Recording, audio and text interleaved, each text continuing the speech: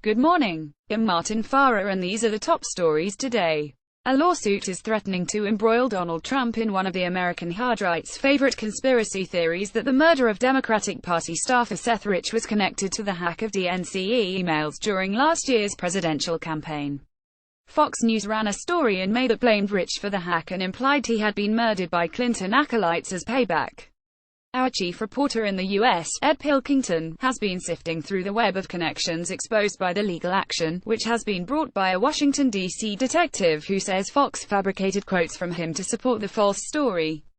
The biggest bombshell is that the president was given advanced notice about the malicious story and allegedly pushed for its immediate publication in a week when he was besieged over his own connections to Russia. Still with Trump, and senior White House advisor Kellyanne Conway refused to say whether special counsel Robert Mueller was safe in his job. Pushed by ABC host George Stephanopoulos, she would only say that Trump was not discussing firing the former FBI chief from his ultra-sensitive role investigating links between Trump aides and Russia.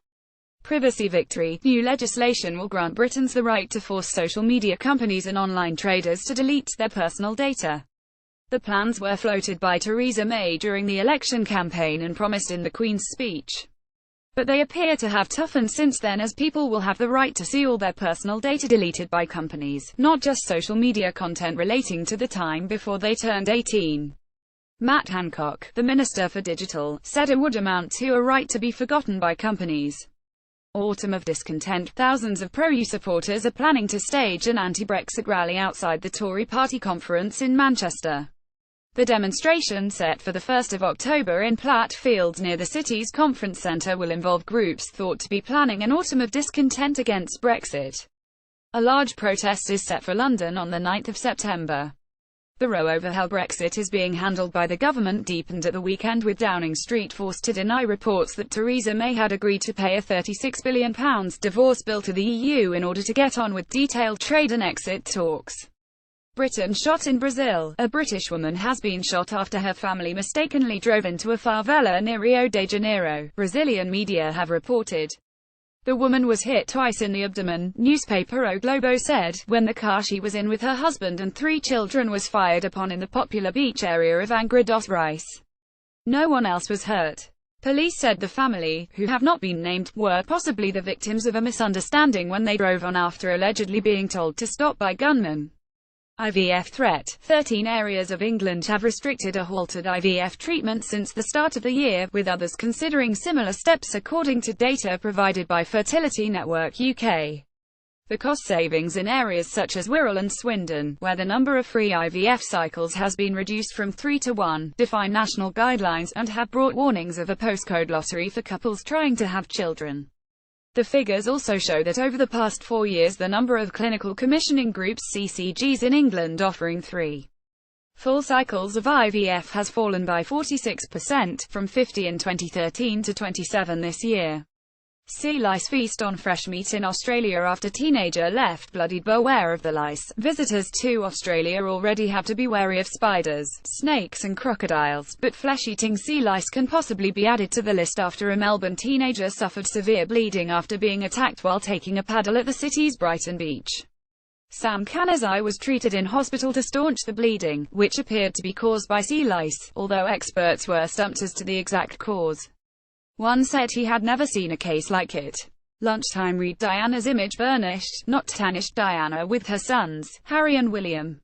Photograph. Julian Parker Rook Press via Getty Images. After the most controversial television program for years was aired last night, our critic Mark Lawson says Diana, in her own words, is likely to enhance the reputation of the late princess rather than do it any damage.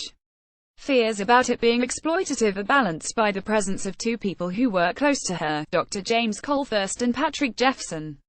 And despite some often sly editing and hard-to-justify details about her sex life, the extensive archive footage used to pad the program out portrays the image of a loving mother in the same way as her son's own recent documentary and has the same right to be shown. Sport. Usain Bolt has dismissed suggestions his Shock World Championships defeat by Justin Gatlin in the 100 meters was a disaster for athletics and has hailed the American as one of the best competitors he has faced.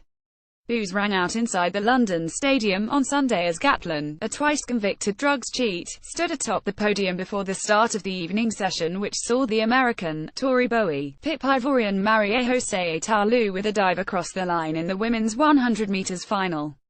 England will begin today's fourth day of the fourth test firmly in the driving seat after Moeen Ali's thrilling counter-attack left South Africa in the lurch.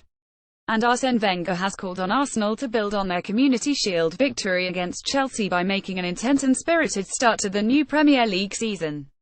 Business staycations have become more popular as Britons cut back on spending amid rising living costs and Brexit uncertainty, according to figures from Visa Today. A fall in flight bookings helped spending on transport to drop 6.1% and were also splashing less on clothes 5.2% and cars.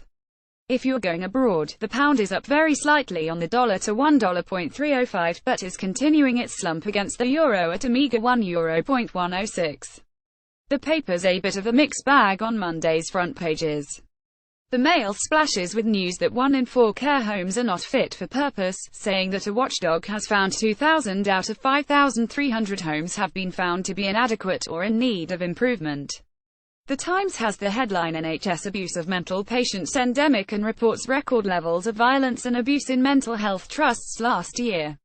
The Guardian says that 13 areas of England have either restricted or completely halted IVF treatment since the start of the year according to new data, which implies local cuts in funding are having a severe effect. The Mirror has tracked down the father of Henry Paul, the driver of the car in which Princess Diana was travelling when it crashed. The splash headline is Brit cops told me there was plot to kill Diana. The front page of The Guardian. Photograph. The Guardian. The Telegraph reports reaction to a Sunday Telegraph story that a £36 billion Brexit bill for the UK leaving the EU could be rammed through while the cabinet is away on holiday. The Sun splashes on the ordeal of British model Chloe Ayling, who says she was lured to Italy for work only to find herself cuffed, drugged and stuffed in a bag by alleged sex slave traders. The FT leads with the news that banks have racked up $150 billion in US fines since start of the financial crisis.